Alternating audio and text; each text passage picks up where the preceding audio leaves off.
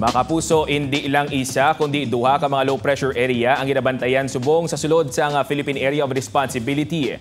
Nakitaan sang pag-asa ang isa ka LPA 860 kilometers sa sidlangan sang Eastern Visayas. Ang ikaduha naman nga low pressure area ang yara sa 135 kilometers nakatungdan sang Coron, Palawan. Manubong tsansa sa mga LPA nga mangin bagyo. Ang LPA nga yara sa nasidlangan sang Visayas ang ginalauman nga mangin kabahin sang trough o kon extension sang isa ka super typhoon nga may international name nga Bulaven. Sa masunod nga mga inoras amat-amat nga magapalayo sa PAR ang among super typhoon. Subong nga agalauman ang pag-ulan sa pila ka bahin sang Western Visayas base sa rainfall forecast ng Metro Weather. Magapadayon ini kag mangin lapnagon karon sa hapon. Posible man ang heavy to intense rain sa pila ka mga lugar gani pwede nga magdulot ini sang pagbaha o kon landslide.